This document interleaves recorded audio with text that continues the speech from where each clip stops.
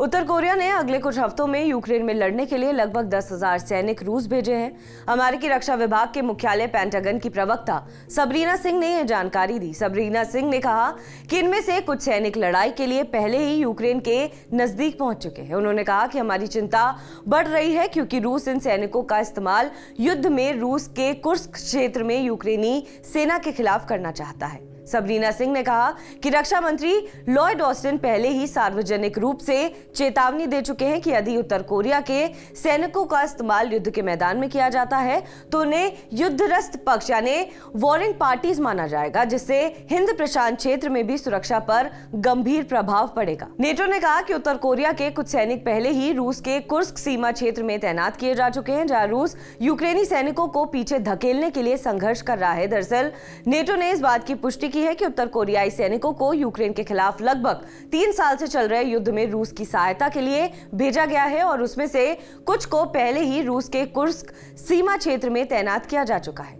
NATO महासचिव mark root ने कहा कि आज मैं पुष्टि कर सकता हूं कि उत्तर कोरिया के सैनिकों को रूस भेजा गया है और उत्तर कोरिया की सैन्य इकाइयों को कुर्स्क क्षेत्र में तैनात किया गया है।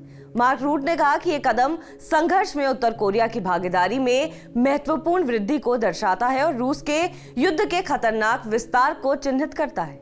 उनकी ये टिप्पणी शीर्ष खुफिया और सैन्य अधिकारियों, साथ ही साथ वरिष्ठ राजनयिकों सहित एक उच्च स्तरीय दक्षिण कोरियाई प्रतिनिधिमंडल द्वारा ब्रुसेल्स स्थित नेटो मुख्यालय के गठबंधन बल के 32 राष्ट्रीय राजदूतों को जानकारी देने के बाद आई।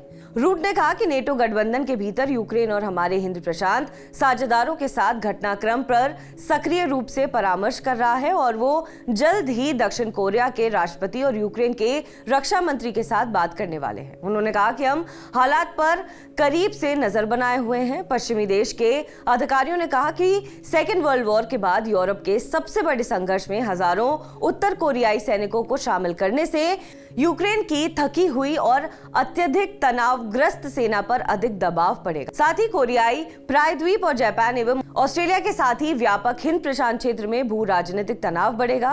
रूसी राष्ट्रपति व्लादिमीर पुतिन वैश्विक शक्ति के समीकरणों को नया आकार देने के लिए उत्सुक है।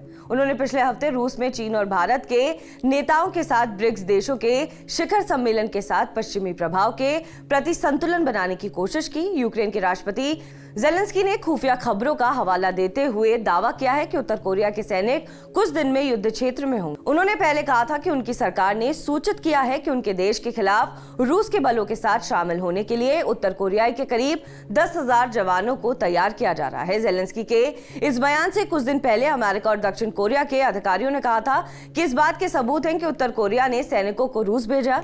अमेरिका ने कहा कि रूस के प्रशिक्षण के लिए करीब 3,000 उत्तर कोरियाई सैनिक तैनात किए गए हैं।